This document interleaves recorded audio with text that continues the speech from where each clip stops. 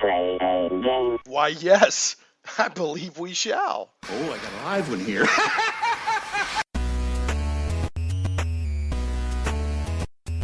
Getting geeky in Little Rock, it's Shane Plays Geek Talk, a journey into the things we love. I'm your host, Shane Stacks. Thanks so much for tuning in. I do a lot of things on the show, games, comic books, movies, TV. So even though I do a lot of games, the Shane Plays isn't just about playing games. It's when I play. It's when I have fun and when I geek out. So thanks so much for listening. And to help me geek out today are returning friends of the show and fellow certified card-carrying geeks. Got Richard McBain, in no particular order. I'm just going by my Zoom screen here. Richard McBain and William Brackeen, who listeners of the show should definitely know those names. They've been on more than once for all kinds of different topics. But they were part of the panel where we talked about Infinity War, Marvel's Infinity War, Avengers Infinity War, and Avengers Endgame. And so now we're going to talk about the two newest shows from Marvel that dropped on Disney Plus recently. And then also we're going to talk a little bit about Marvel Phase 4, because those two shows basically kicked off Marvel Phase 4. And I'll be honest, guys, I've been kind of nervous about Phase 4. I've been geek nervous, right? Because even though it's entertainment, as geeks, we get nervous about it.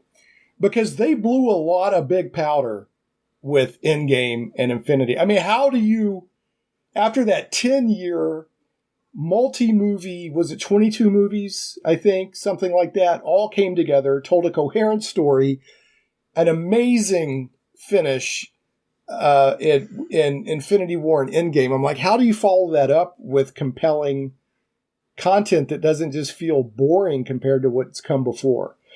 So I've been kind of nervous to see how they're going to come out of the gate with that. What Richard and William, what are your thoughts on that? Have you been like, you've been looking forward to Phase 4? You think they can pull it off? Do you think that it's like they should have just finished with a bang and left it, or like, what do y'all think? Well, I think the answer to your question is where they go from there. Right. Is they get geekier. Oh, yeah. I like that answer. Because that's exactly what they've done in these two shows we're going to be talking about. Is they have turned the geek to 11. They did. Yeah, we're going to be talking about WandaVision and The Falcon and The Winter Soldier, which were basically the beginning of Phase 4. Interestingly enough, they kicked off Phase 4 as TV shows instead of as movies, but we'll talk a little bit about that, whether, where the TV show's up to the quality and all that. We'll get into that. What about you, Richard? What were your thoughts? Were you eagerly anticipating Phase 4, or did you feel like you had your Marvel movie too satisfied with the first 10 years, or where are you at on this? Well, I think definitely as comic book purveyors, we were definitely all pretty satisfied with what Kevin Feige and company have rolled out to this point for us. I think. Is that how you say it? Feige? I think I always say Phage or Feige. I've heard Feige, but that's kind of what stuck with me. But I have no clue. I think it is Feige. The question has come up on this show before, and I can't remember what the answer was. Feige is what I've heard from many different sources, so that's just kind of what I roll with until I'm told otherwise. But no, all that to say, I think we can all agree that. What Kevin and company have done in terms of putting out a 10-year plan and executing that plan has been something that we haven't seen. I mean, just thinking through all of the different franchises throughout cinematic and TV history, it's really impressive what they've been able to accomplish. So I was a little worried about, superhero fatigue a little bit. I think that's a concern that all of us who live in this realm, at least is somewhere in our minds. But I really, I think the idea to push forward Phase 4, starting with television, allows them to really dig deeper into source material. Which I'm sure we'll hit on talking about both shows that have hit so far. Getting geekier. Getting right, geekier. Exactly. right, to coin the phrase, that they can definitely get geekier.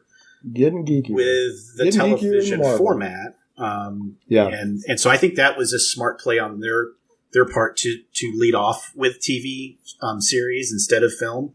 And it's obvious now that they're all in with interweaving both formats. They are. And making it one thing, essentially. So they said before that they were, when they did Agents of S.H.I.E.L.D., they said that was going to be fully part of the cinematic universe. And after the first couple of seasons, it kind of branched off to where Agents of S.H.I.E.L.D. is almost its own little thing, which I still like Agents of S.H.I.E.L.D. A great show. And now they're talking about the Netflix shows that have already come, like Daredevil and Jessica Jones, all that are going to be not considered, I don't know, canon or what. I don't know. I hear things. Yeah. I hear things, but I don't know. But when they first came out, they said, no, these shows are as much a part of the MCU as the movies. And then evidently that's changed over time. I don't know. I'll tell you one thing. When was Endgame? Endgame was about 2 years ago, right? 2019. So summer, I think it was smart to give like a 2-year break. Let things relax a little bit. And I think that helps avoid the superhero fatigue, because it's a short enough time frame that people still remember everything really well. So they're still like, they could just jump right back in. But, it gives everybody a break from just, well, I've got a superhero movie coming out every 3 months. And I don't know if that was planned originally or if COVID led to that or whatever, but I think it'll be good, speaking of superhero fatigue. So as much as I love superhero stuff, I don't want to go to a big movie every 2 months because it'll lose its whatever. So anyway, okay.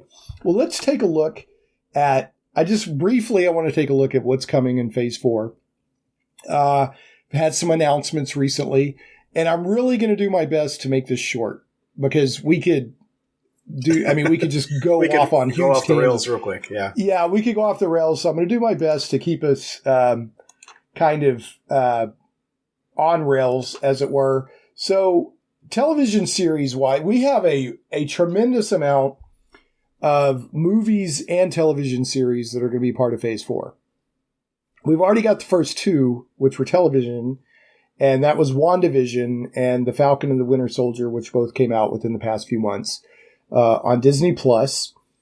So, and then we have, so here's a quick look at the movies that we're getting, and then the TV shows. So we're getting Black Widow this year, 2021.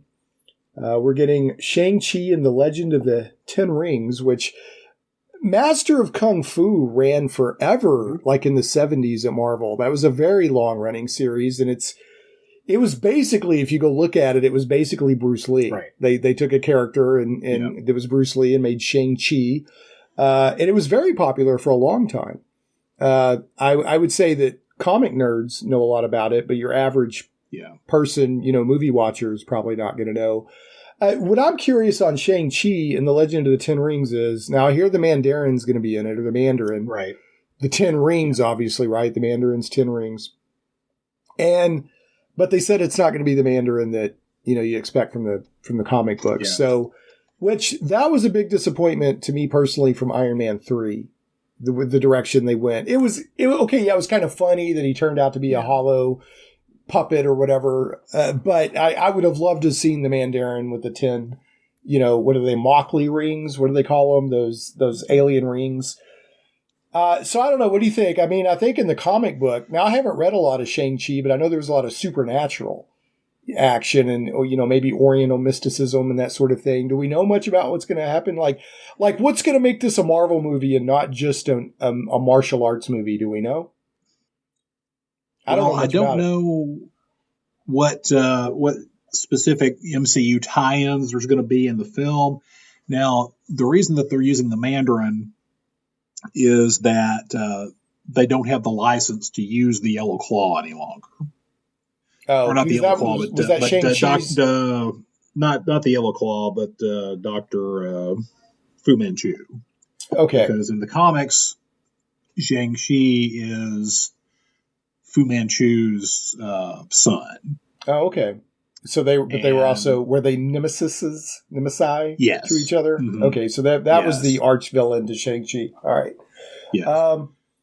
I imagine there's going to be some either mystical or supernatural or technological something. I mean, I don't see that. I don't see Marvel putting out a movie where it's basically just a martial arts movie. It's going to be martial arts plus, right? So, it's interesting that they're coming out. I mean, like you said, they're getting geekier, because it would have been real easy to say, well, let's don't do Shang-Chi. Let's do Nova, or something like that. So it's, even though they've already introduced the Nova Corps, but what I'm saying is like kind of a superhero character that not everybody knows. All right, so this is interesting. So Shang-Chi is also 2021. Eternals, 2021. That's been getting some previews and hype here lately. And Eternals, I think it's interesting they're trying to do the Eternals because it's not exactly Kirby doing the fourth world in Marvel, but it's close to Kirby's. Kirby basically came over to Marvel and did kind of a fourth world type pantheon of characters at Marvel. So that's what you got Icarus, you got, who all do you got? Icarus is probably Athena, the most well-known. Icarus, Cersei, who was an Avenger. Yeah. And I don't know. What do you guys think about this? What's your take on Eternals?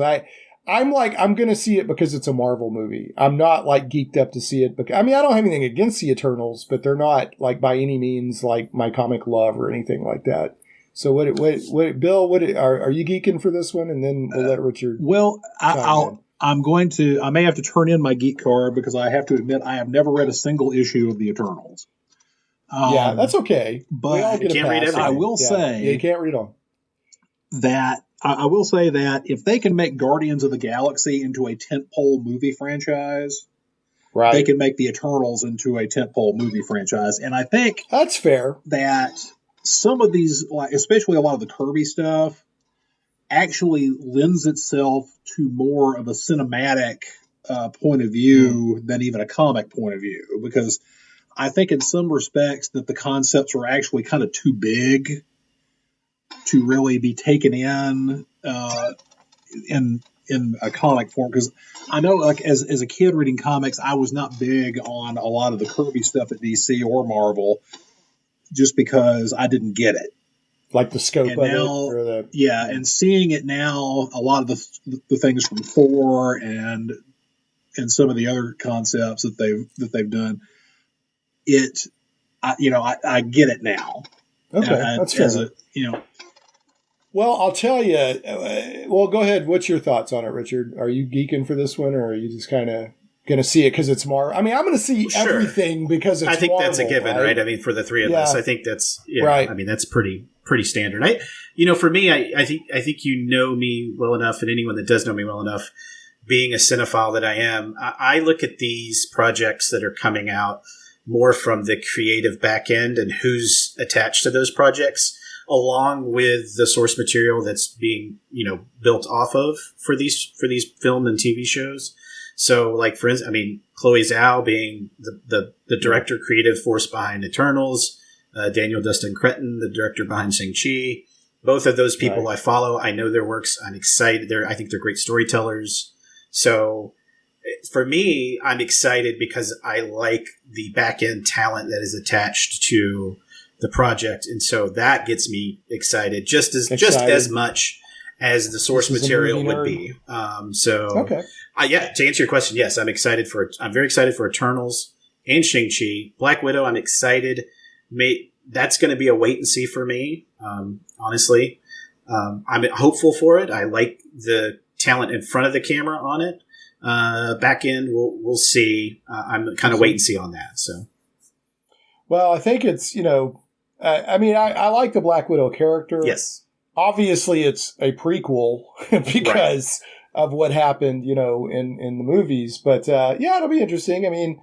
There was something, Kurt Russell's son, I can't remember, was it Wyatt Russell that played John Walker in so he was talking to somebody like, should I do this or shouldn't I do this, playing John Walker? And I can't remember who it was, but it was somebody in the business. And they said, Marvel doesn't let things be bad. So, it will be good. But that kind of touches on something, everybody know how good they are. They're occasionally going to stumble. And the closest thing they've done to the Eternals so far is the Inhumans. And the Inhumans is average at best, below average at some points. It just wasn't their best effort. But keep in mind, right? Inhumans was not Marvel Studios. Oh, that's right. It wasn't Feige and Company. So that was a very that was like the Hulu shows that we've gotten and the other stuff. Good point. It's got the Marvel logo on it, but that's really as far as it goes. But they didn't make it. Right. Okay. So that's where I would say I wouldn't. So don't expect. Yeah, I wouldn't. I don't think that comparison holds really. Okay, fair enough. All right, I'm gonna push us on here. Of course, we have Spider-Man: No Way Home, 2021. Mm-hmm. Not only have all of the MCU Spider-Man movies been great, but the ending of the last one set up a very exciting. They know his identity and all of that, and so I'm really looking forward to it. Doctor Strange in the Multiverse of Madness comes out 2022.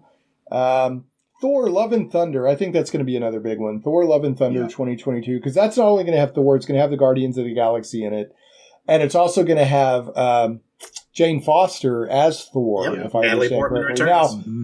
Now, I did not read the comics where she was, but you enjoyed them. Oh my gosh. Yeah, you enjoyed them, Richard. Some of the best comic I've read in the last 10, 15 years, probably, series-wise. Yeah, incredible. And in the comics, Jane Foster had cancer, but was also Thor, right? She was terminally ill, correct. And, and through a series of events that led from, if you read Original Sin, the events that ended Original Sin led right into Jane Foster picking up Mjolnir and becoming, Thor. Interesting. Well, I remember you saying you really liked it. It was really good. So, all right. Now, this is going to be interesting. Also in 2022, Black Panther: Wakanda Forever.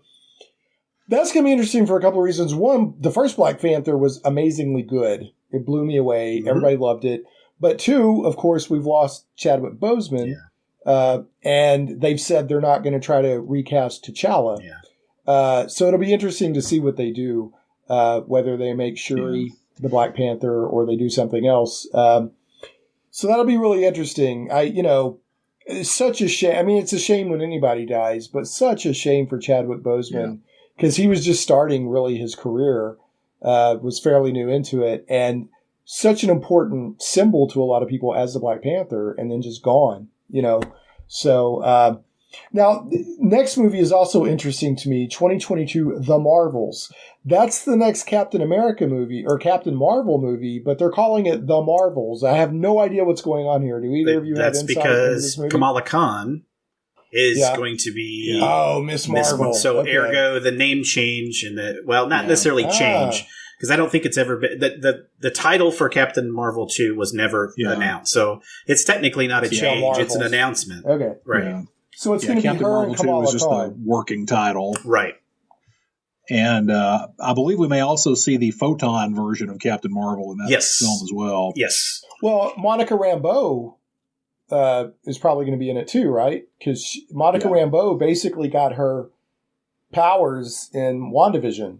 So maybe it'll be the three of them. I don't know. Yeah. So I've always liked the Monica Rambeau character as Captain Marvel, actually, because when I was, doing my first major deep dive in the 80s into comic books, she was Captain Marvel. She was on the Avengers and all that. So I've always been a fan of the Monica Rambeau character.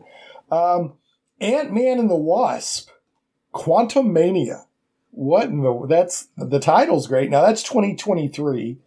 Then we got Guardians of the Galaxy Volume 3, also 2023, and Fantastic Four. So I have a side news item about Fantastic Four. So evidently, they've approached John, is it Krasinski? Yeah. Krasinski. More than once. They've approached him again recently, according to, let's see here. I've got the news item here. We got this covered. Just came out a couple of days ago, and it says Marvel has reportedly made another offer to John Krasinski for Fantastic Four. So evidently he's turned at least one down. Now and they're also trying to get Emily Blunt, obviously for Mr. Fantastic and Susan Storm, right? I mean, from dream casting, that would be a great casting, in my opinion. What do you guys think? If Krasinski is Reed Richards, then Rainn Wilson must play Doom. Who? He must. Owen Wilson? No. Rainn Wilson from the Office. Rainn Wilson. Oh, yeah. That would be perfect. Yeah. That would be perfect. Well, anyway, I mean, Hollywood's a business like anything else, but I could definitely see Krasinski and Emily Blunt as Mr. and Mrs. Fantastic, and they're both great actors. Yes. They make great movies. Quiet Place 2 trailer dropped recently. Mm-hmm. So, okay. Getting back to the list here. Now let's get to the television series. WandaVision, 2021. The Falcon and the Winter Soldier, 2021. We've gotten both of those already. We'll be talking about those here in a moment. Now, I have just a list of TV series here, but I don't have dates on them. So if y'all know any dates, feel free to throw them out. Loki, Season 1. The Loki that got away in Endgame. So the main Loki died, or at least our Loki. But then in the alternate timeline, he took advantage of, didn't he? He grabbed the cube and ran, didn't he? Or his staff and ran, saw his opportunity. Yes, he got the Tesseract and took off with it. June 9th is the premiere date of Loki.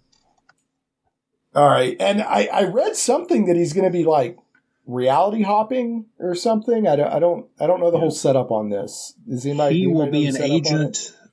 Yeah, he's going to be an agent of the Time Variance Authority. And when I say agent, I mean more like captive. Forced, indentured. Right. Indentured. Yeah, right. Yeah. Well, I'll tell you, I loved Loki's arc in the first 10 years. I see him as the Boromir of the MCU because Boromir's redemption in both the novels and the movies, where he comes to his senses and dies protecting the hobbits, is always that's a big feels for me every time. And Loki at the end, he gave his life, trying to save people. So that was a big character arc for Loki.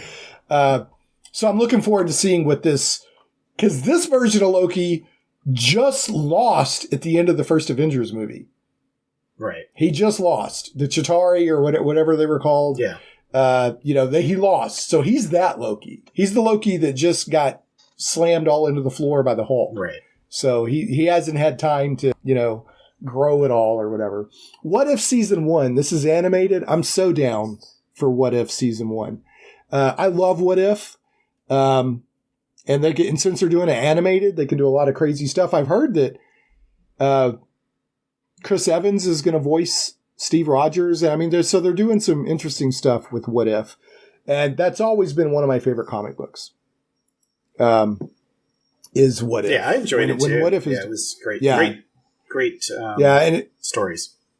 And if people don't know what If is, they're basically they're like somewhere in the multiverse, a major story arc that turned out differently. Let's see how that went. So, what if, Jean Grey had survived and, stuff like that. there was one they did a what if where the Punisher became Venom and mentally dominated the symbiote and turned it to his will. And I loved that a lot. So Ms. Marvel, we have a Ms. Marvel TV show coming. And that is obviously, I guess, going to spin out of the Marvels movie. I think it's going to lead into, actually. Is it going to lead into? I believe it. Around. Yeah. Right. All right. We got Hawkeye, and Hawkeye is actually going to be Clint's daughter, right? Kate. That's what I'm hearing. He's training his daughter because they never call him Hawkeye in the movies. He's always Agent Barton or Clint. They never actually call him Hawkeye, do they? I don't think so. I don't. Yeah, I kind of like Scarlet Witch. I don't know that up until this point his comic name has been uttered. So because even in Infinity War, or no, at the beginning of Endgame, before she dissolves in the snap, he's helping her shoot a bow, and I think he calls her Hawkeye, if I remember right. All right, we got Moon Knight. A lot of people are looking forward to this one because, let's be honest, Moon Knight is bat crap crazy Batman. That's Moon Knight. Mm-hmm. And I'm all about it. I've always loved Moon Knight. So, my favorite thing about this show? Yeah. Ethan Hawke as Jack Russell. Oh, that'll be cool. Yeah, well, you can't. Cool. I mean, the talent in front. I mean, Oscar Isaac is he. Yeah, like and he's playing Mark Spector, right? Yeah, he looks like he's that's one of the personalities. Moonlight. I don't know. I know there's a lot of sensitivity these days to mental health issues, so I don't know how they'll approach it. But the classic Moon Knight had like 5 split personalities, from billionaire Mark Spector to arms dealer to. So it'll be interesting to see how they handle it. But he's going to be Batman unhinged if they follow kind of a lot of the different comic books. Now, She-Hulk, that'll be fun. Looking forward to She-Hulk. And this is the Guardians of the Galaxy Holiday Special, which James Gunn is involved with this. Yes. So that should be pretty great. I'm moving through these quick just to get us moving on. So Secret Invasion. That's going to be a TV series. That's a huge storyline for Marvel Comics. That's where, now in the comic books, it was the Skrulls, right? Right, the Skrulls. And I'm wondering how they're going to do that because in the MCU, they've made the Skrulls much more sympathetic, like an oppressed people. So I'm curious how they're going to roll. Maybe there's a faction of Skrulls that are bad or something. I don't know. We got Ironheart, which is Riri Williams. She's a character that came out a few years ago.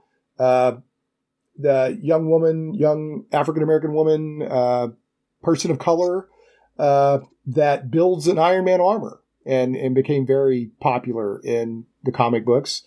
Armor Wars, that's a very classic storyline where Stark's technology gets in the wrong hands and he goes around basically dropping anybody that has armor just in case they're using Stark technology. Now Stark's gone, so will it be Rhodey doing this? Has anybody read up on this or know anything about it? I don't think there's anything really. It's so far out. I don't think there's even been things that have been released or leaked on it.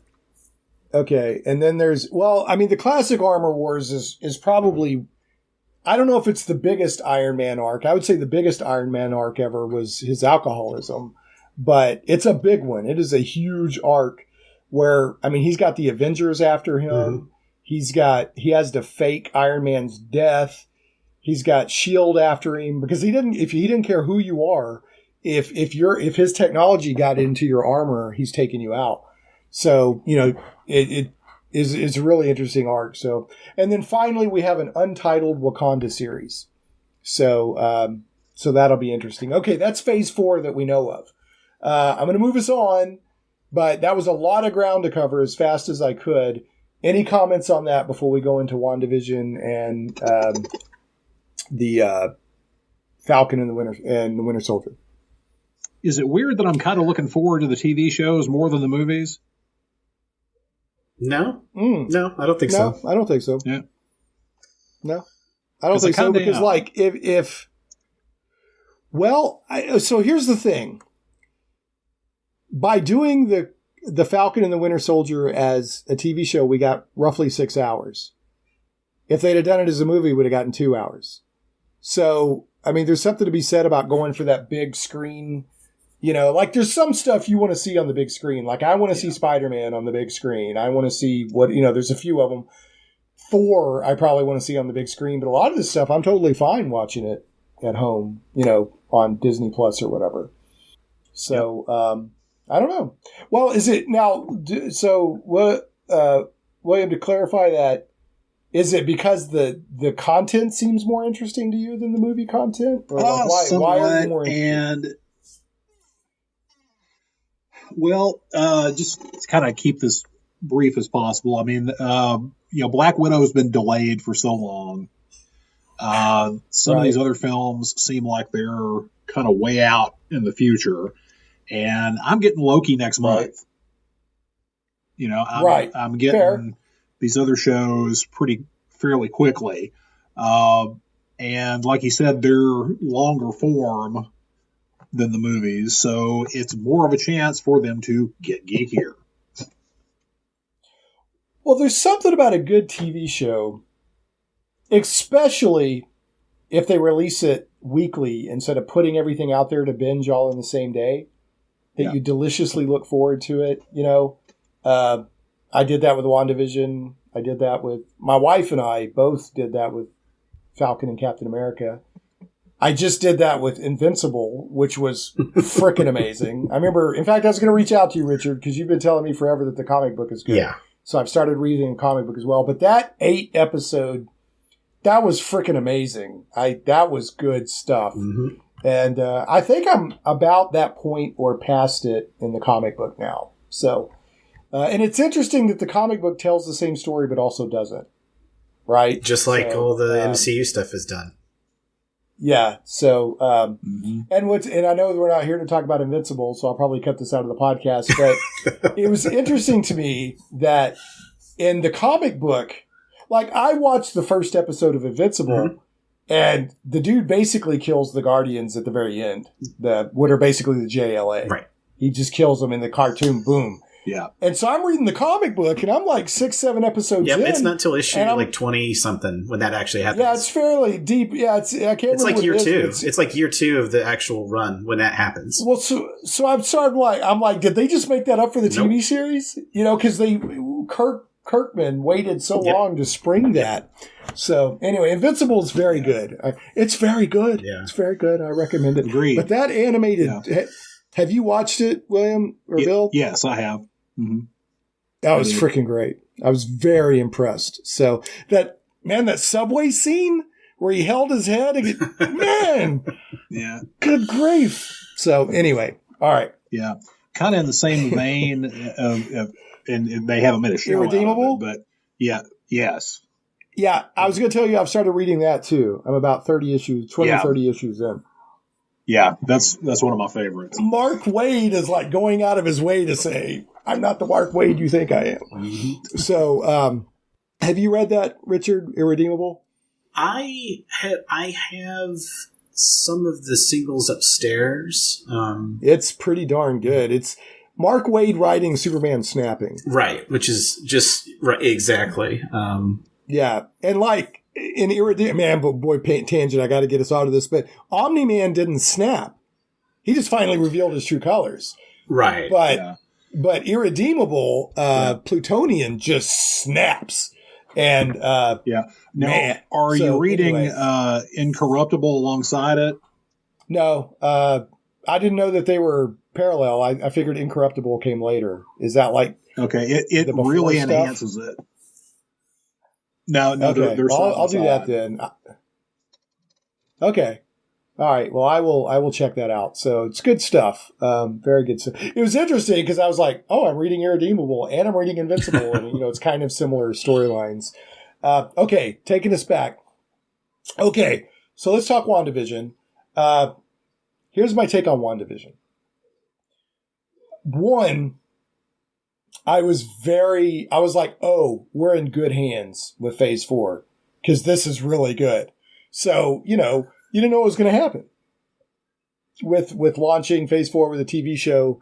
And then they had the genius but odd decision to set most episodes up like a sitcom,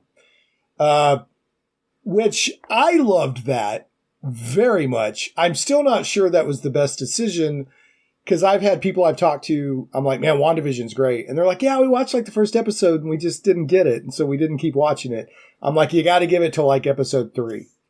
Right. And then it starts, So artistically, I love that they did that because, the ultimate thing was she's trying to have a normal life by living and leave it to Beaver, basically.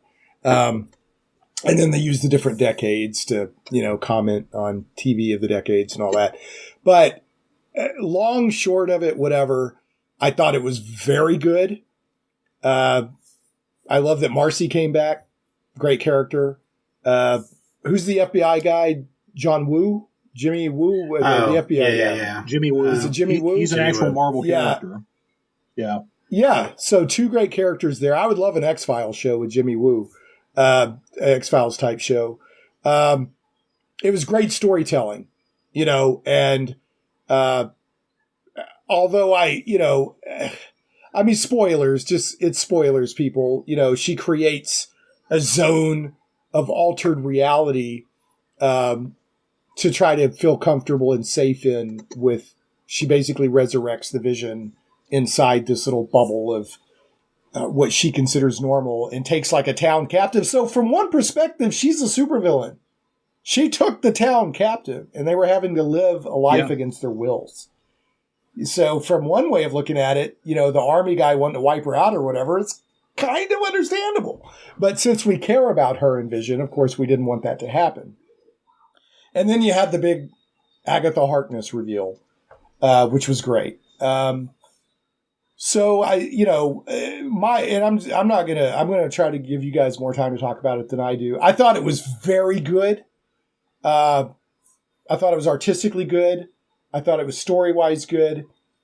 The extent of the powers that she revealed did not surprise me as a comic book reader. But if all you know is the movie stuff, you're like, what the crap is going on here? So, and they kind of hinted at it because Wanda, for a couple of moments in Infinity War, gave Thanos a hard time. If you'll remember. Well, in Endgame. Yeah. Endgame. Yeah, Endgame. Yeah, you can, right. Yeah. I mean, gave him a hard time, handled him for a couple of moments. So, but anyway, that's my take on it. I really liked it a lot. They set up a lot of good stuff. Of course, you got White Vision, which is a classic thing from Avengers and Marvel Comics. There was a lot to like in it. So randomly, no reason whatsoever. Bill, what's your take on it? And then we'll let Richard give his shot on it. Okay, just a couple of points real quick.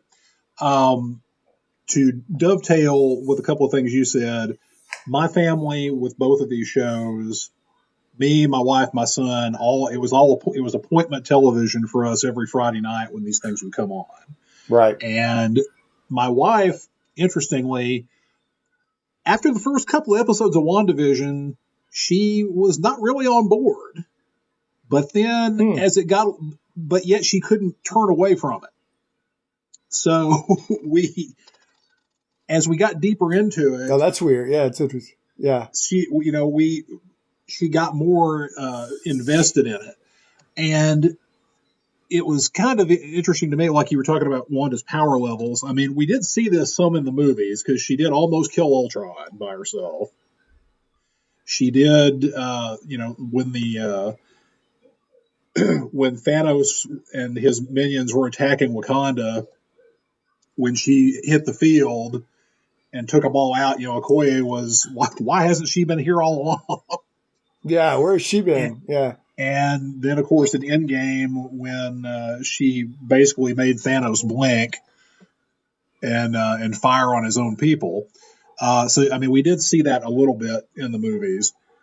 But one of the things that I thought was really brilliant about it is not only was each episode, encapsulating a different sitcom era, it was also encapsulating a different stage of grief.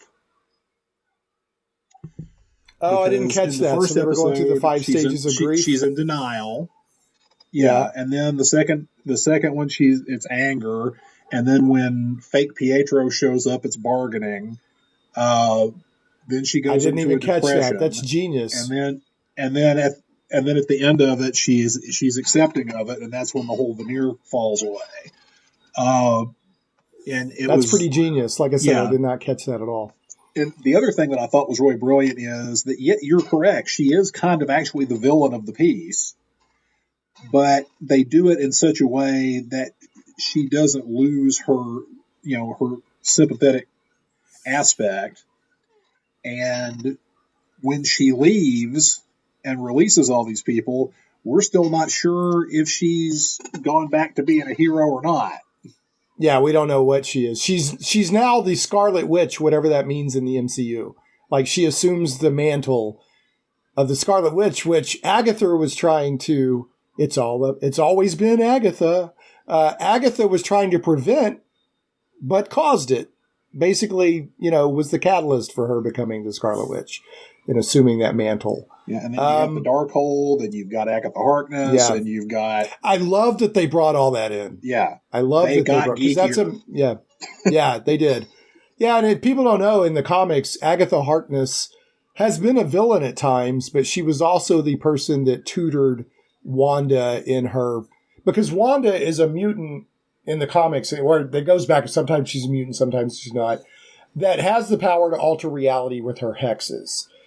But she's also got magical ability, sorceress ability, and has learned some of that as well. And so they touched it in the Darkhold. Agents of S.H.I.E.L.D. went into Darkhold a little bit, but it's now officially in the MCU, the movie or whatever, whatever the current MCU is. So one thing I forgot to mention earlier, talking about Thanos, one thing that's interesting about the Eternals, in the comic books, Thanos is an Eternal. He's, because Titan is an offshoot of the Earth Eternals. It's like a colony. So I don't know if they'll mess with that at all in the MCU or not, because they never really explained his origins, did they? He was just kind of there. No. But he's an Eternal, so I don't know if they'll mess around with that in the MCU or not. So, anyway, all right. What about you, Richard? What was your take on WandaVision? Yeah. So, kind of going back to my earlier statement, I think in an effort to part of the combating superhero fatigue was by design, and then some of it was out of our hands, obviously, with the pandemic, with the delay of all the stuff that was going to hit last year. So, but I think it was really smart on their part to lead out of the gate with WandaVision, because it was such a differently formatted in terms of just its approach series. So I think that was a smart play on their part to lead with WandaVision, to give us something different, something with a slow burn. And I think that was... Yeah, no, I agree with that. Very, like I said, very smart on their part. I think the show, there were a lot of things to like in it. And I had very minor gripes about it overall. I think it was... The strongest point of that show or that series for me was the three leads. I think that Elizabeth and oh gosh, I'm blanking on his name, Paul Bettany. So Elizabeth Olsen and Paul Bettany. Yeah, I think their chemistry has only blossomed as it's moved forward from when we first are introduced with their characters. So I think the believability of them two on screen together really shined in this series, and then Catherine Hahn being the third pillar of that really elevated. Yeah. Was that Agatha, the wacky neighbor? She just really elevated it as well, and I think became a fan favorite for a lot of people who watch. So, and then well, I have to say, in retrospect, there was the Halloween episode. There was a huge hint that she was Agatha Harkness when she's sitting in the car wearing a witch's costume, and right over my head. And because she was playing like she was all slow motion like everybody else and everything. But in retrospect, I was like, well, that was hiding in plain sight, right? Which is what they were really good with in that series too. Yeah, I think that was another brilliant part of what made that show so good. So I was, like I said, going back to her power set and power level, I was explaining to my wife about, I think it was either House of X series, whatever series where she does the No More Mutants, where she basically erases mutant kind from the Marvel comic universe. And that, so I was, explaining as we were watching that show, explaining to my wife about how truly powerful that character is from a canon perspective.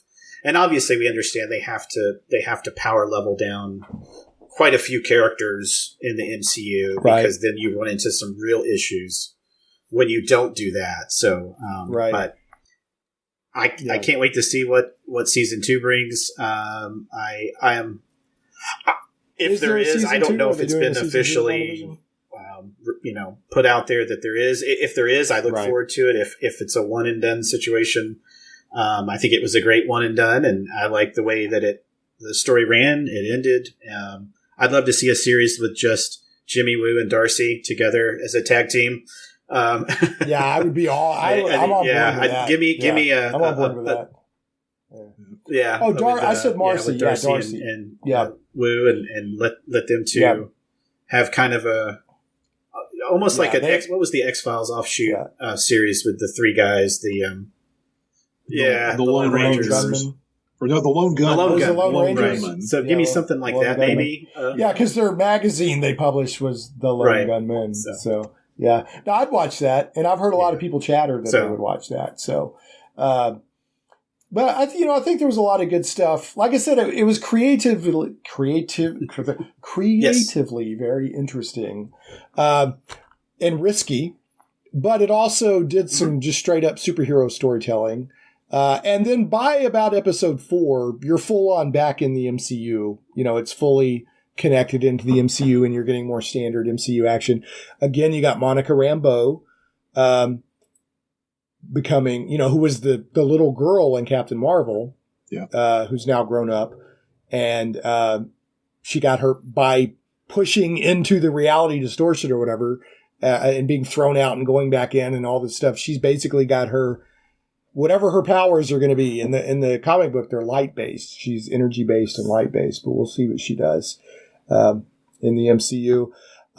We got the White Vision, who almost looks like might be a villain or a antagonist, because it's not the Vision, it's a Vision. I mean, the way they did it, it's not the main Vision. That was kind of how I interpreted it. And then, a couple of things I want to mention. One, her power level was off the charts, which I was glad they did that, because I was like, okay, that's what it should be. I mean, especially in this full on grief and all that. 2, that scene where she went into S.H.I.E.L.D. and the guy's like, yeah, you can't have your husband's body back. It's basically our property now. Which I don't get that. How is the Vision S.H.I.E.L.D. property? I still don't get that one. But gripe number 1. Because Age of Ultron... it's like, how is he S.H.I.E.L.D. property? Because I don't remember anything in Age of Ultron about S.H.I.E.L.D. I don't know anyway. But when she sees him all pulled apart like that, imagine seeing your loved one on a table pulled apart like that. Of course you're going to snap. I mean, I think he thought he was doing a favor by saying, look, let me show you the full situation here. Let me be frank with you.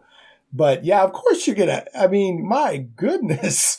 So I wasn't surprised that she snapped. Yeah. But as Bill and I have both said, for a while, I mean, she basically was a supervillain. She took over that whole town in her grief. So, and I loved, again, we've talked about how they went through the sitcoms and used that not only to point out where her mental state was at that moment, but it was also kind of a fun romp through how TV has changed over the years and that sort of thing. So there was some pretty cool stuff going on there. And I love little moments. Like there was one moment where all of a sudden Vision is like sitting in a chair talking to a microphone. And he looks around and he's like, what am I doing? And he stands up and leaves. It's like, what is going on here? Who am I even talking to? So I thought that was really good. Yeah. So that was a lot of fun. So, and I don't think I've heard anything negative about WandaVision. I think pretty much almost everybody universally loved it. Now, Richard, if you want to share your minor kvetches, you're no. We more than welcome to. We won't get it. No need for that talk. It's right. It's geek kvetching. It's minor stuff. Okay, so really well done TV. I remember years ago when TiVo first came out. When TiVo first came out, and they said, "Well, this is the end of TV because nobody's going to watch commercials and this and that and the other." And all it's led to between that and streaming is more competition to make better content that people will watch. So all of that, there's the golden age of television way back when, but I think we're in a golden age of television right now and have been for a while because there's just so much good content out there. It's an embarrassment of riches. Okay. Any final thoughts, Bill, on WandaVision? I would just like to, say again, it was so well done, so well thought out from beginning to end. It was pretty seamless. I love the reference to the Fox X-Men movies. I did want to talk about that. The Pietro actor showing up. Yeah. Were they just having fun? Yeah. Or were they trying to say something there? Or, yeah. I mean, because that. Just the thing where Darcy looks around and says she recast Pietro. Yeah. Yeah. I'm like, see, at first my thought was, oh, this is how they're going to bring that actor over into the MCU. Yeah. But then they totally pulled a switcheroo and like, no, it was just for that. Yeah. He was just in there for a couple episodes. So they were totally just having fun. Yeah. And I mean, is that the take on it? And it was great that he was the guy that, Jimmy was there to find. Oh, okay. I think I'd forgotten that. Yeah. Or missed that or something. Yeah, because at the beginning, he was like missing what about case, right? When he goes up to the town very first where Monica's there. Yeah. And that was the kid. Yep. Okay. I don't think I caught that. Okay. Wow. But that's still that's just a big creatives. I don't know, just a big wink at the audience to have him as the actor. So that's pretty funny. Like I said, I thought they were just bringing him over, that this is how we're going to bring him into the MCU as the actor. So, there was so much cool stuff going on with that. And then, the stuff with her kids, that was some heart-wrenching stuff. Yeah. And I mean, there was some real feels in that. So anyway, all right. So we all liked WandaVision. Again, I was like, okay, Marvel, the MCU is still in good hands. Phase 4 is off to a good start. So let's lead into the Falcon and the Winter Soldier, which is sort of a buddy cop TV series, sort of a good old-fashioned straight-up action Marvel series. It was much more normal storytelling than WandaVision. It was a lot like getting a 6-hour movie, or 5.5, whatever it was. And I'll tell you another thing I really like with a trend they've been doing in streaming lately. The episodes are as long as they need to be. I would agree. Yes. If it needs to be 30 minutes, it's 30 minutes. If it's 48 minutes, it's 48 minutes. Because that helps the pace of each episode be perfect. You tell just as much of the story as you need to tell. So anyway, getting back to the Falcon and the Winter Soldier, really good series. I enjoyed it a lot. Great action, good storytelling. A lot of what does it mean to be Captain America? That was a lot of what it was at the heart of it. And then also two people who really don't like each other, but they had a mutual friend in common that they both loved and respected. So they're like, well, there has to be something in this other guy because my friend who I loved and respected liked him. So there was that buddy cop dynamic, them getting used to each other. And then, of course, you had John Walker being introduced as the new Captain America, which comic book nerds know that he was eventually probably going to become U.S. Agent. I think he's been a couple of different things, but U.S. Agent is what they've set him up for here. You had sort of a complex story, a sympathetic villain, that was against what the government was doing. A lot of the politics in this show, I thought they were a little bit too complicated for just telling an action story. And I'll tell you why, because the politics were all about the snap and blip. Then what do they call the blink when they came back? The blip. The blip. So the governments had to shift gears after the blip when everybody suddenly shows back up. And it caused a lot of disruption and people like, well, you're living in my house. And, there was refugee camps and all this stuff. And so the government was trying to make decisions that I forget what they call it, the global relocation something. I don't know. They had the GRC. And there were a lot of people. So here's the thing, like when you have a sympathetic villain, like let's step back for a second because it touches a little bit on what's happening in the Falcon and the Winter Soldier, which ends up being the Captain America and the Winter Soldier, or Captain America and the Winter Soldier. When Thanos did his snap and half of everybody disappeared, you'll notice that the Marvel movies occasionally made comments like, hey, you can see whales in the bay again, and this and that and the other.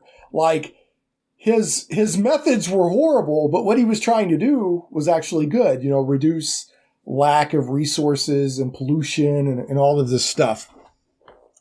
So there were people, I guess after the snap happened, they kind of mentioned during the Falcon and the Winter Soldier that when there's this huge global travesty, all these countries came together and borders became not as important and everybody was just working together to help each other out and all this stuff. And so then they liked that.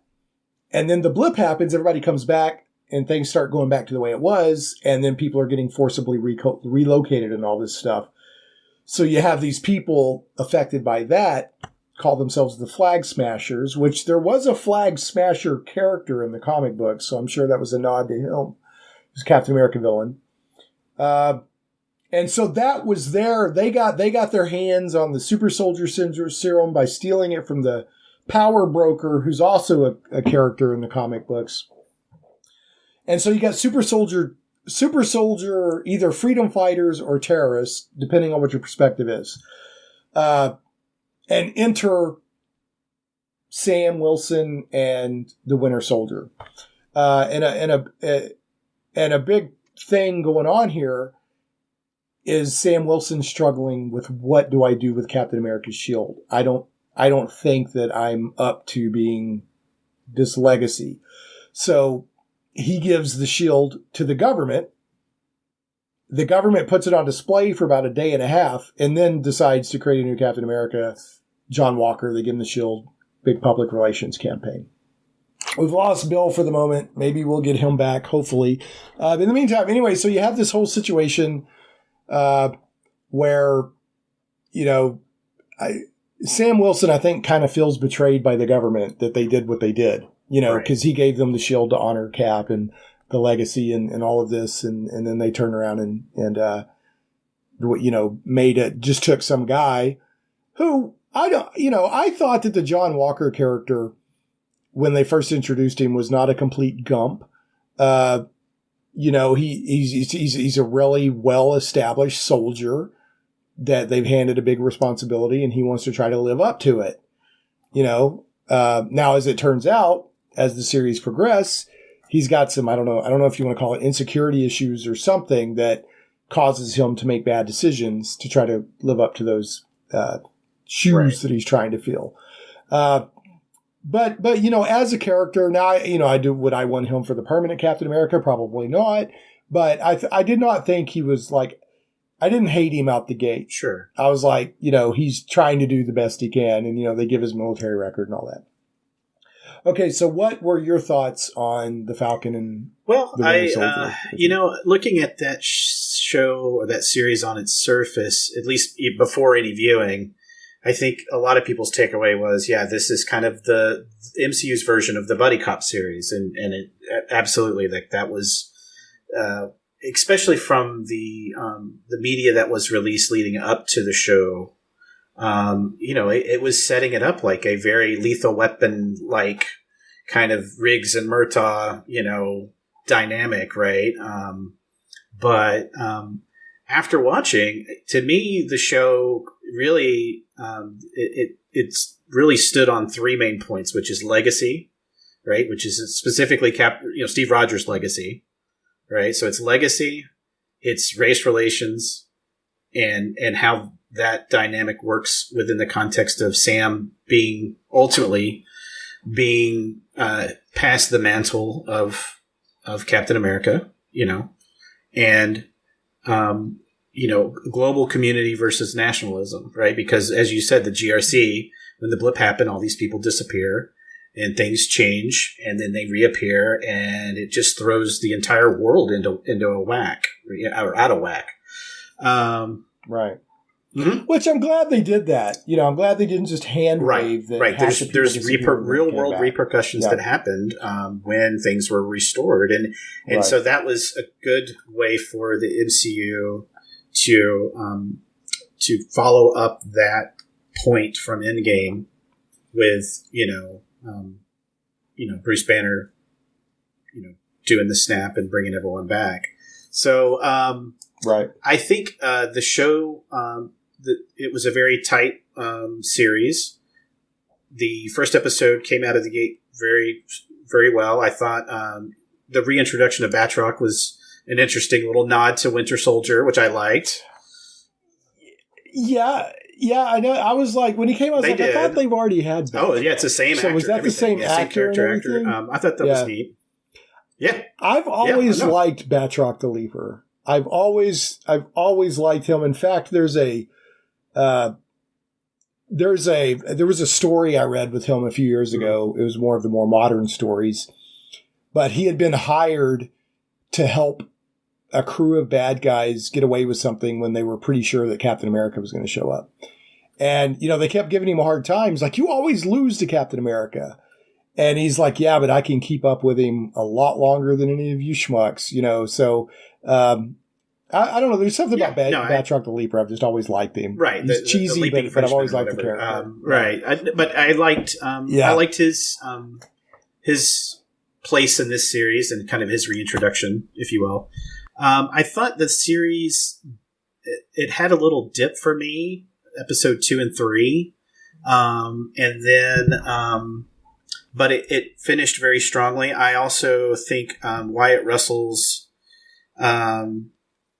performance as John Walker was one of the better performances of a character in any series that you just love to hate the character. And that to me is a testament to his acting job in that role.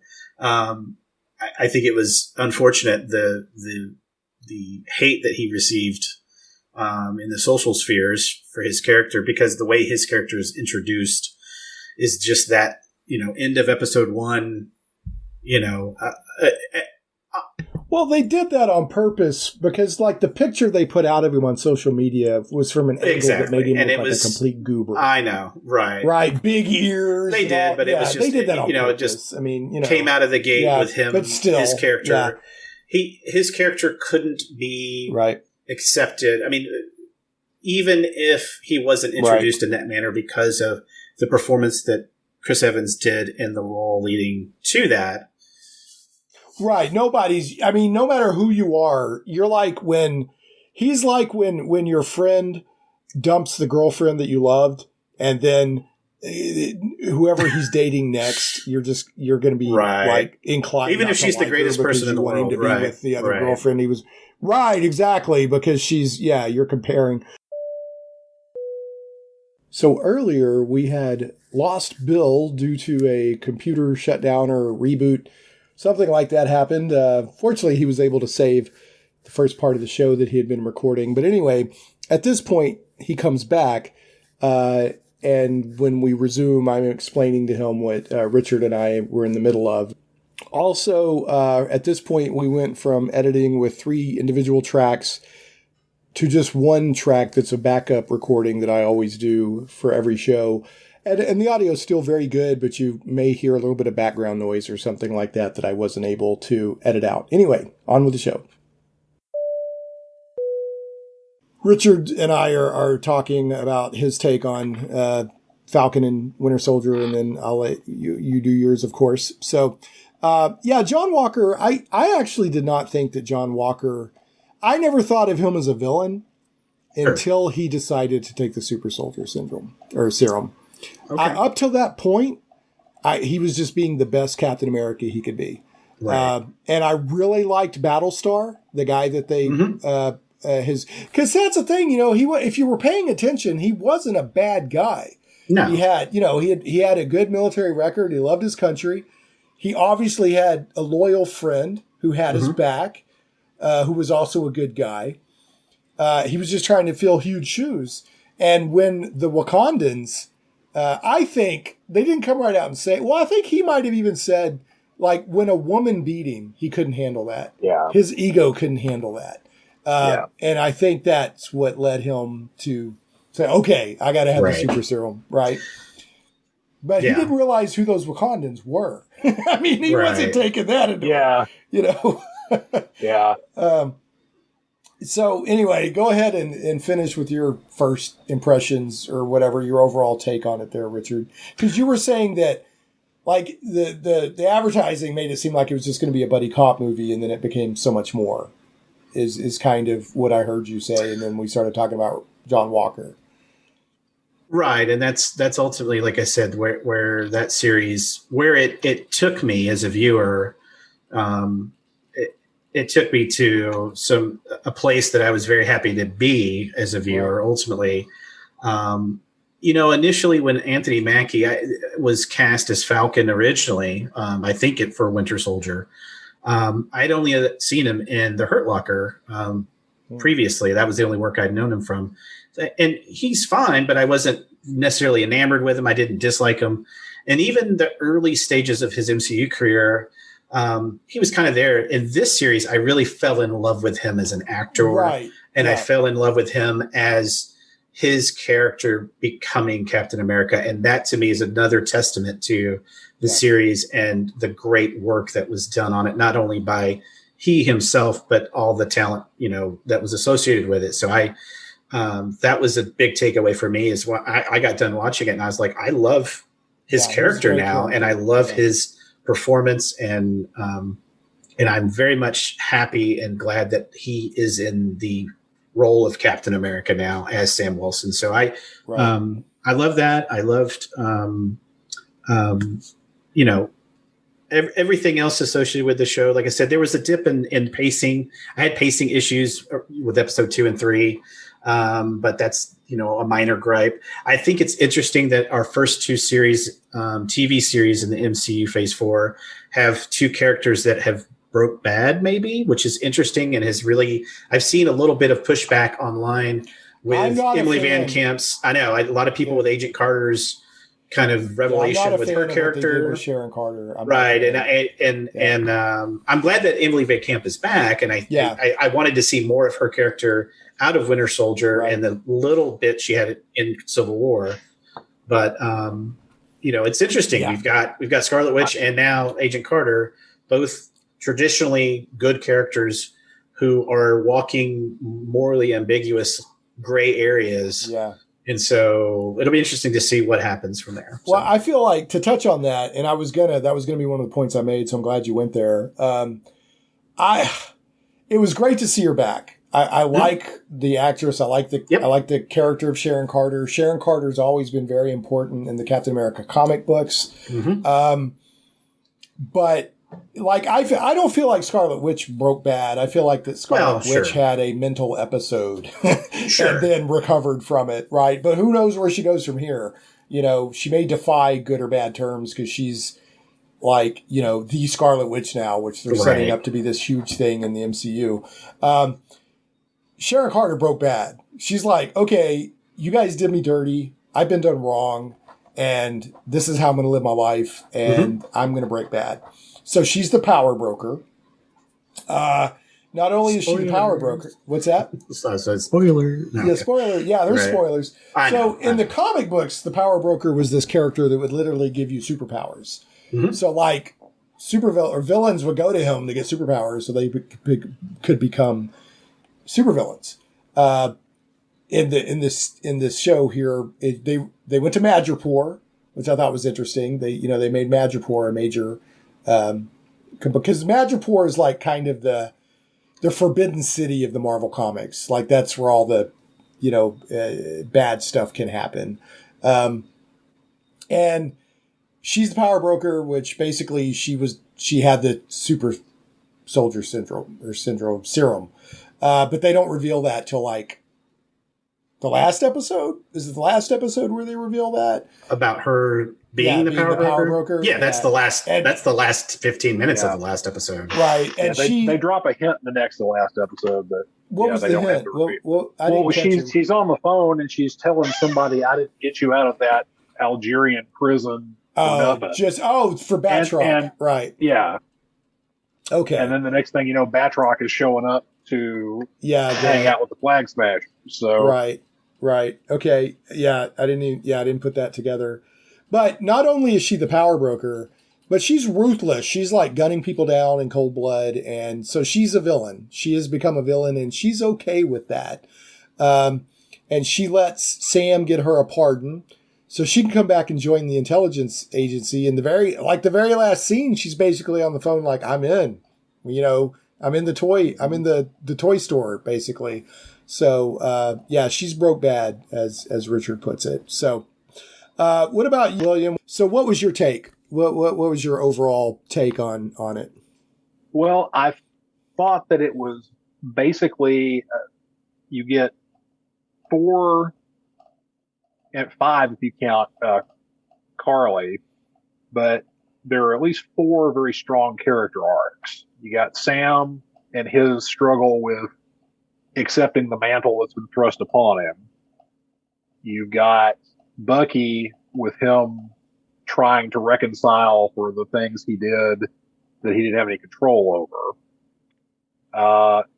And you've got John Walker trying to struggle with living up to something he can't live up to. Right. And then you have, to a lesser extent, you've got Sharon, who we, discover has kind of gone down a dark path. And then we have another subplot, which Richard kind of touched on earlier. I can't remember his name off the top of my head. He's a relatively new character in the Marvel universe, but for a period in the Marvel Comics universe, there was a Black Captain America. Yes, Isaiah. Yeah. Right, Isaiah. And, so you have that subplot of, basically the U.S. government did him way dirty, to the point where he was living and hiding. So nobody would know where he was. And he had the super soldier serum in his blood. And then so over the course of the series, Sam learns about this and then does what he can to set things right to make his story public and that sort of thing. So, and interestingly, I'm pretty sure that the guy who played Isaiah is the guy that played Martian Manhunter's father on the Supergirl TV series. Yes, and he also voiced Martian Manhunter on the Justice League cartoon. Well, there you go. So he's no stranger to superhero stuff. But there was some good stuff. We can't talk about Sam Wilson becoming Captain America, which they did in the comics for a while. Steve Rogers got aged to where he was extremely old, and Sam Wilson took the mantle over. And then, so they're following that storyline in the MCU. But you can't have that, especially in the current climate that we've had the past couple of years. They didn't try to shy away from it. They leaned into what does it mean for a black man to be Captain America, and there was a lot of should you even try that? Will they allow it? Will they destroy you? Isaiah was like, here's what I've gone through. And so there was a lot, but it wasn't just about a black man becoming Captain America. I think the first struggle was Sam was like, can I be Captain America, period? Right. Can I live up to Steve Rogers? Yeah. And then, kind of the ultimate solution was that I'm not going to try to be Steve. I'm going to try to be me. Right. I'm going to do the best I can do. But you also had, the dynamics of racial tensions up to and including where they had the scene where Winter Soldier and Sam were arguing in the street, and the cops pull up and automatically assume that something's wrong with Sam, right? Yeah. And I don't believe this. I saw some headline. Somebody said, massive hitting stop on the streaming services at that moment. I don't believe that. I mean, because it wasn't. That stuff happens. And yes. None of what they presented felt heavy-handed. It felt accurate. It felt real, without being, you have to preach a little bit, but it wasn't overly preachy. It was just laying it out there. So I thought they did a good job of addressing that. Yeah, I thought that scene was completely believable. Totally believable to me. Yeah. it didn't seem, like they were reaching or, Right. Trying to make a point. It's just, Right. that's where we are right now. Right. And, right. Well, that stuff's day. been going on forever. I mean, if in certain neighborhoods or certain areas, if there's a black man and a white man arguing, the cops will automatically assume, there's something wrong, so that I felt that was accurate. Yeah, but I saw somebody's like, everybody hit stop right there. And I'm like, I don't know, maybe somebody did, but I really doubt there were mass people hitting stop at that moment. Well, and the other scene that was interesting that ties into that happened in episode 2. So that was like episode 4 or 5, I believe, Something the one like that we're talking about. But in episode 2, if you remember, when he and his sister go into the bank in Louisiana, and the guy's like, "Well, we don't," and then he's like, "Oh, you're foul," and he's high-fiving the guy, and they're like, and you're, as a viewer, you're like, "Oh," and then he's like, "Well, still sorry, like we can't give you a loan because." Well, yeah, so that was another interesting scene that gives you a view into that world for a lot of people, and sure. You don't even have to be black or whatever to. I mean, you just have to live in a poor community to do your best, and the bank won't help you.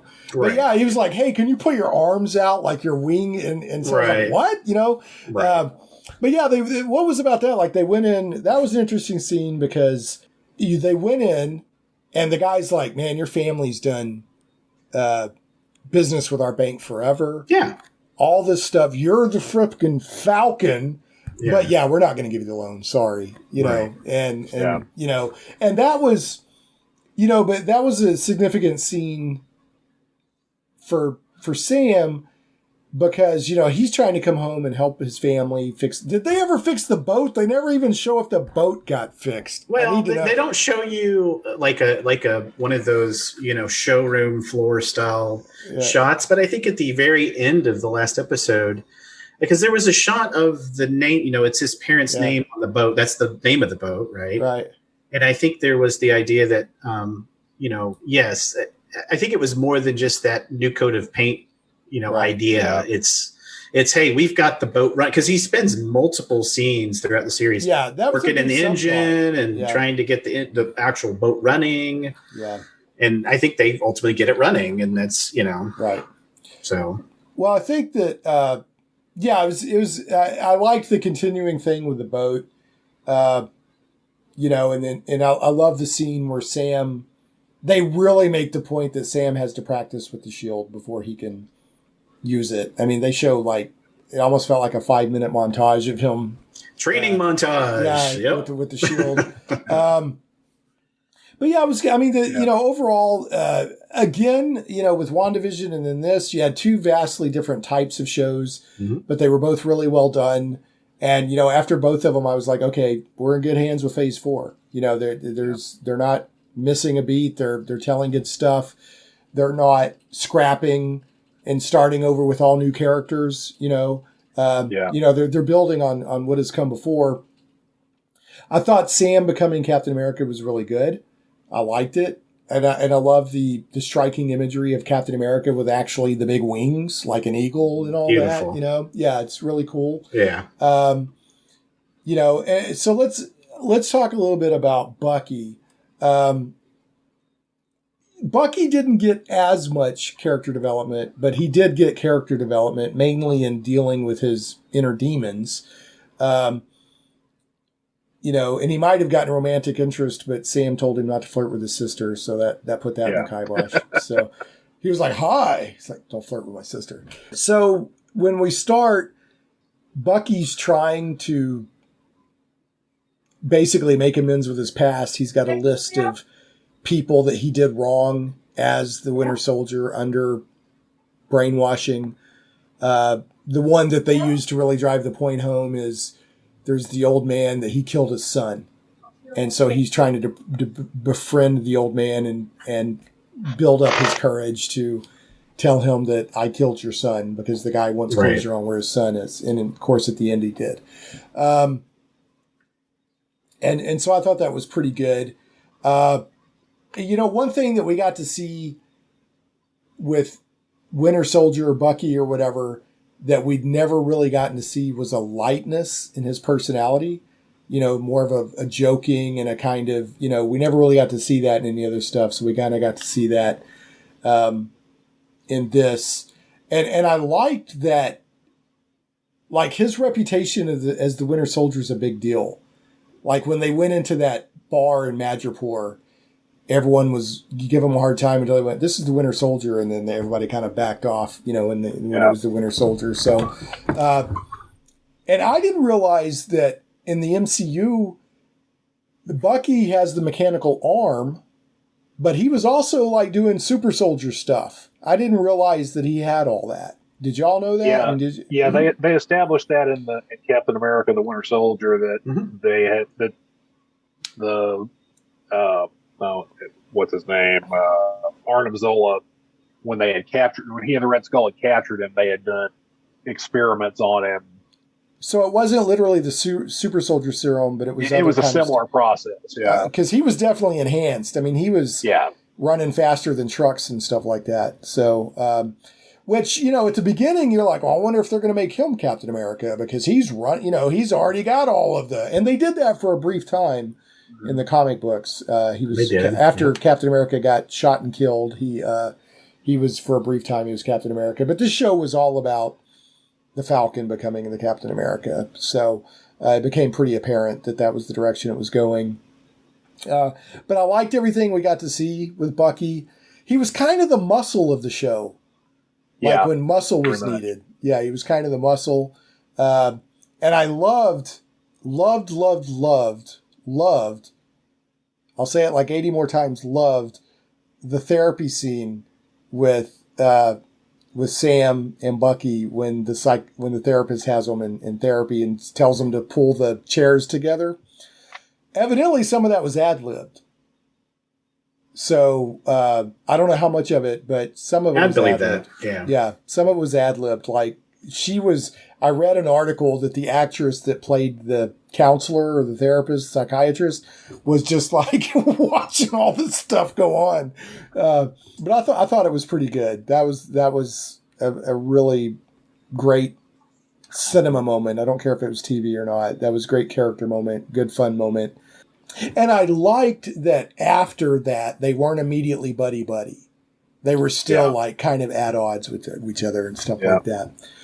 So we've got to talk about, and then we're about an hour and a half now getting there. Yeah. Zemo. Mm-hmm. Loved Zemo. I love me some Baron Zemo, and I love me some Daniel Bruhl. Yeah, I did not get any sense of how great that actor was at that character from, was it Civil War? Civil War. No sense at all. And I loved him. I was like, this dude's totally a bad guy, but I want to hang out with him. Yeah. He was great. Yeah, I want like a Baron Zemo series. Yeah, I do too. And just have him going around doing Baron Zemo stuff. He was great. Because in the Civil War, he just seemed like a kind of an average guy. Like, you didn't get a lot of Zemo-ness out of him, right? That he was this like aristocracy and all this other stuff. But yeah, I loved it. I mean, they even had the coat with the fur, and he put the mask on for a little while. I was loving what they did with Zemo. I was way into that. What about you, Richard? Yeah, I think it's an interesting kind of flip it on its head with his character.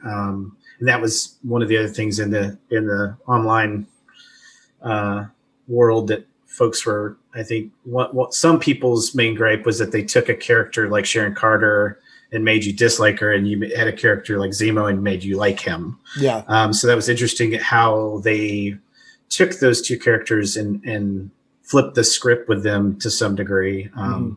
But I agree. I think Daniel Bruhl is a great actor in his own right. I've seen him in quite a few other things. So I've always enjoyed his work. And I was glad that he was allowed to kind of blossom a little more with the character in this series, where in Civil War, he was kind of your villain of the week. Yeah, right. It didn't have to be Zemo in Civil War. It could have been right. And so that's why, that villain of the week kind of his character in Civil War was one of the weakest parts of that movie. I agree with my that. opinion. Yeah. But yeah, I think I agree overall.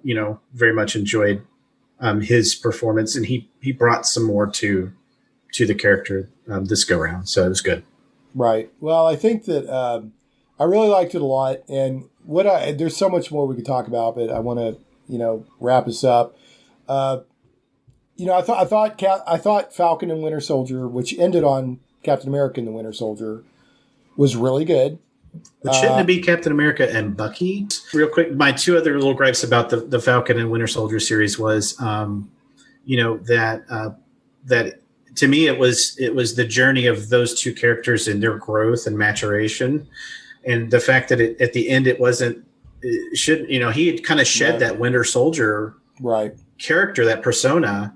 And yet it was still Captain America and the Winter Soldier instead of Captain America and Bucky or something else. Yeah, which, that's a whole nother. That's not. It's a minor for thing. Marketing purposes. I know. They're always in marketing, but I take your meaning. Like he finally worked his way out. Well, and it kind of felt like that not cheapened, but that shortchanged his character's journey. And the other thing that really irked me was that final scene with the old man that he befriended.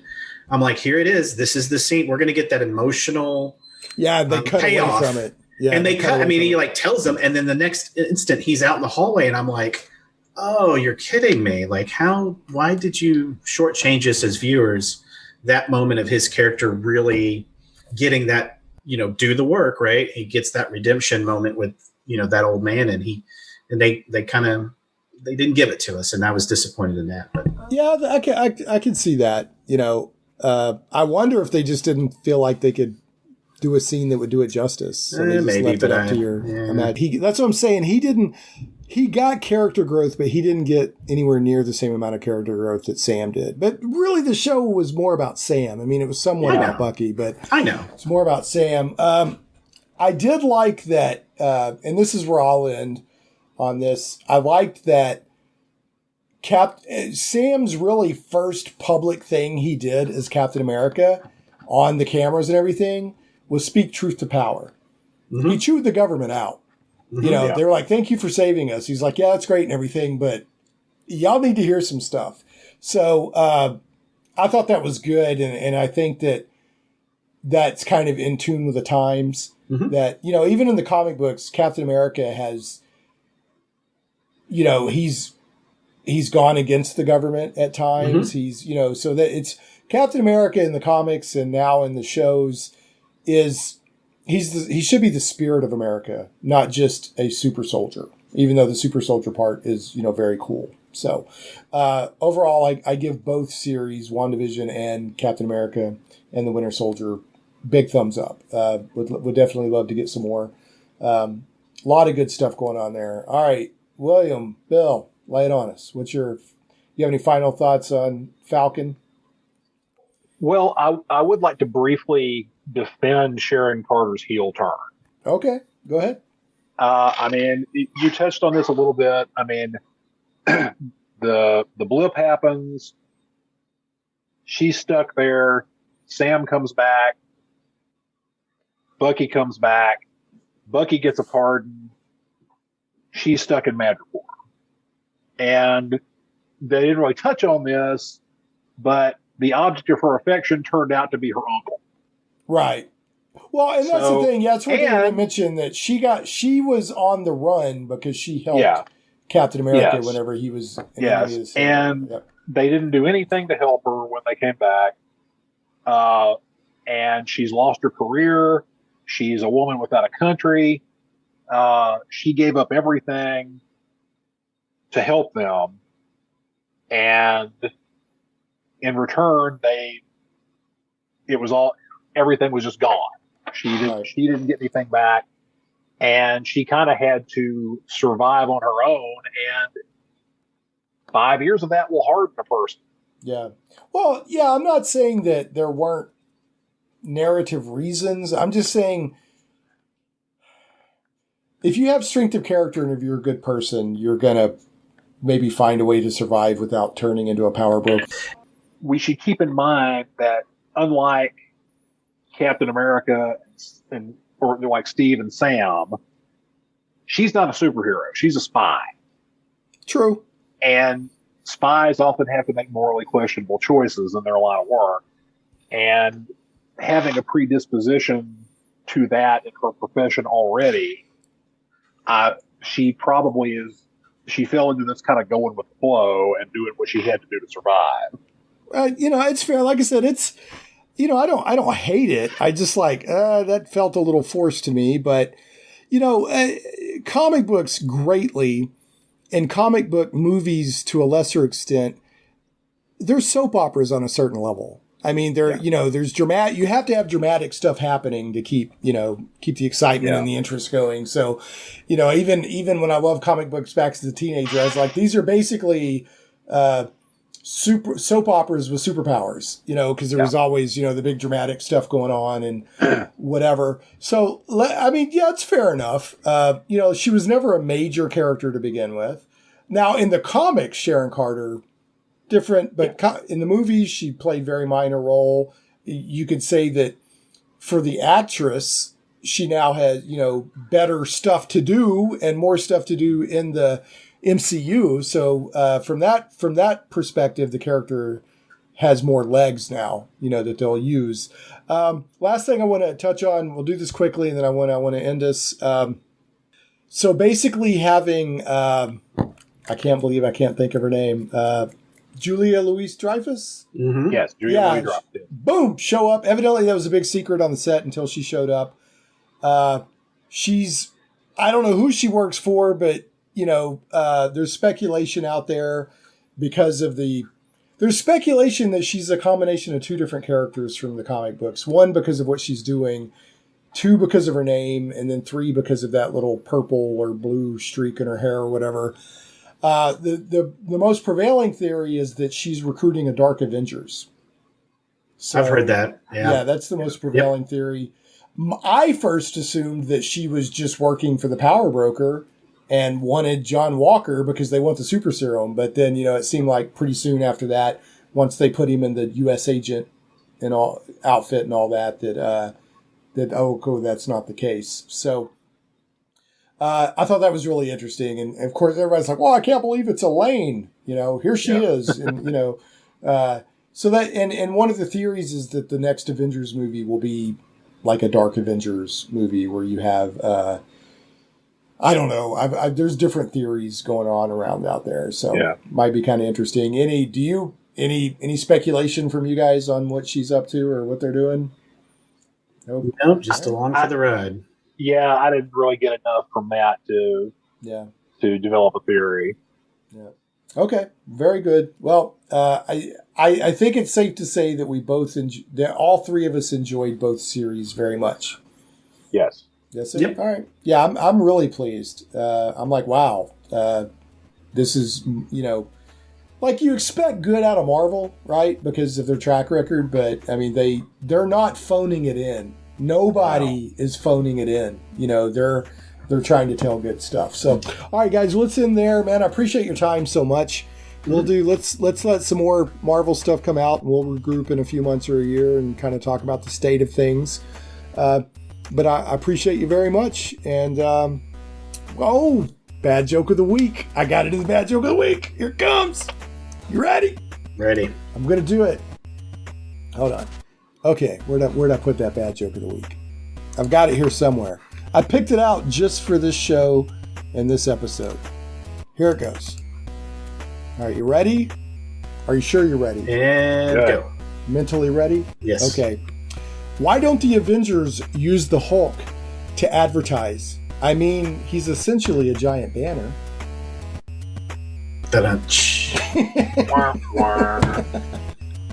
There you go. There you go. Yeah. Yes. All right.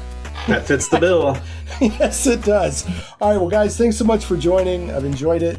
And we will catch everybody next time on Shane Plays. Thanks for listening.